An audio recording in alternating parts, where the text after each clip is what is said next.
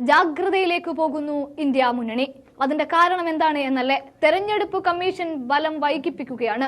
ഒരു മെല്ലെ പോക്ക് ഈ അവസാന മണിക്കൂറുകളിലേക്ക് എത്തുമ്പോൾ നമ്മൾക്ക് കാണാൻ സാധിക്കുന്നുണ്ട്.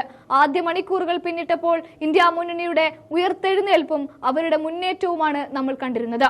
ഇവിടെ പലപ്പോഴും മോദി അടക്കം, സ്മൃതി ഇറാനി അടക്കം, UP അടക്കം, മഹാരാഷ്ട്ര അടക്കം താഴോട്ട് പോയപ്പോൾ ഒരു മെല്ലെ പോക്ക് പിന്നീട് കാണാൻ സാധിക്കുന്നത്. എന്നാൽ ഇവിടെ ഒരൊറ്റ കാര്യമാണ് ഇന്ത്യ മുന്നണി വീണ്ടും പറയുന്നത്. കോൺഗ്രസ് പറയുന്നു, ആർക്ക് വേണ്ടിയിട്ടാണ്, ആര് വിരൽ ചൂണ്ടിയത് കൊണ്ടാണ് നിങ്ങൾ ഇപ്പോൾ ഈ ഫലം വൈകിപ്പിക്കുന്നത് എന്നാണ്. മറ്റൊന്നുമല്ല, ആർക്ക് വേണ്ടിയിട്ടാണ് ഇങ്ങനെ അട്ടിമറി നടത്താനുള്ള നീക്കമാണോ എന്നാണ് ചോദിക്കുന്നത്. അത് മാത്രവുമല്ല, കഴിഞ്ഞ ദിവസം ഇന്ത്യ മുന്നണി ഒരു തീരുമാനമെടുത്തിട്ടുണ്ടായിരുന്നു. ഈ ഇന്ത്യ മുന്നണിയുടെ എല്ലാ നേതാക്കളും തന്നെ ഡൽഹിയിൽ തുടരണമെന്ന്. ഈ രാത്രിയും നാളെ പുലർച്ചെയും എല്ലാ നേരത്തും നിങ്ങൾ ഇവിടെ കാണണം. എന്തട്ടിമറിക്കും സാധ്യതയുള്ള നേരത്തും കാലത്തും സമയത്തുമാണ് നമ്മൾ നിലകൊള്ളുന്നത്. ഈ പരീക്ഷണ ചൂളയിൽ കിടന്ന് അലയുമ്പോൾ നമ്മൾ വോട്ട് പെട്ടിയിലാക്കി എന്നുള്ളതൊക്കെ ശരി തന്നെയാണ്. നമ്മൾ പ്രചാരണം കൊഴിപ്പിച്ചു എന്നതും ശരി തന്നെയാണ്. പക്ഷേ അവസാനം എന്തും സംഭവിക്കാവുന്ന തരത്തിലുള്ള നീചമായ ഭരണമാണ് 10 വർഷം കൊണ്ട് നമ്മൾ കണ്ടത്.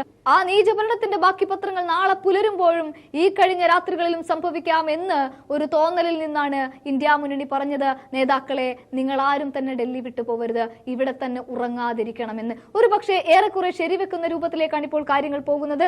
ബലം വൈകിക്കൊണ്ടിരിക്കുകയാണ്. ഒരു മെല്ലെ പോക്ക് ഓരോ റിസൾട്ടിലും കാണാൻ സാധിക്കുന്നുണ്ട്. അതുകൊണ്ട് തന്നെ ഇലക്ഷൻ കമ്മീഷനെതിരെ കോൺഗ്രസ് ചോദിക്കുന്ന ഒരു ചോദ്യമുണ്ട്. എവിടെ നിന്ന് ഉത്തരവ് കിട്ടിയതിന്റെ അടിസ്ഥാനത്തിലാണ് ഇപ്പോൾ ഈ ബലം വൈകലും ഈ മെല്ലെ പോക്കും എന്നാണ് ചോദിക്കുന്നത്. തന്നെ അതുമാത്രമല്ല, ഇവിടെ കോൺഗ്രസ് അടക്കം ഇന്ത്യ മുന്നണി ചെയ്യുന്നത് ഒരു ചടുല നിരീക്ഷണമാണ്. കണ്ണും കാതും മനസ്സും അങ്ങനെ എല്ലാം തുറന്നു വെക്കുകയാണ്. എന്തിനു വേണ്ടിയിട്ടാണ് എന്നല്ലേ? ഈ രാജ്യത്തിന്റെ ജനാധിപത്യം പുലരാൻ വേണ്ടിയിട്ട് മാത്രമാണ്, ഭരണഘടന നിലനിർത്താൻ വേണ്ടിയിട്ട് മാത്രമാണ്.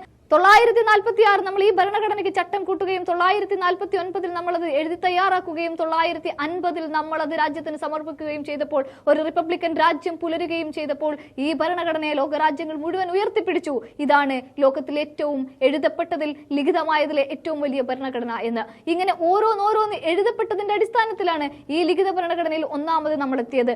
അതൊക്കെ മുറുകെ പിടിച്ചുകൊണ്ടാണ് രാഹുലും മറ്റു പാർട്ടികളും എല്ലാവരും ഒന്നിച്ചു മുന്നേറിയത്. അവിടെ സംഭവിക്കുന്ന കാര്യം ഈ മെല്ലെ പോക്ക് ഇനി തുടരാൻ പാടില്ല. ജാഗ്രതയിലാണ് ഈ രാജ്യം. ഇന്ത്യ മുന്നണി ഡൽഹിയിൽ ജാഗ്രത പാലിക്കുകയാണ്. തെരഞ്ഞെടുപ്പ് കമ്മീഷൻ, നിങ്ങൾ ആർക്കു വേണ്ടിയിട്ടും ഒത്താശ പാടരുത് കേട്ടോ. ഇത് ഈ രാജ്യത്തിന്റെ ജനങ്ങൾ പറയുന്ന വാക്കാണ്. ആ മനുഷ്യനെ നിങ്ങൾ ഒന്നുകൂടെ ഓർക്കേണ്ടതുണ്ട്.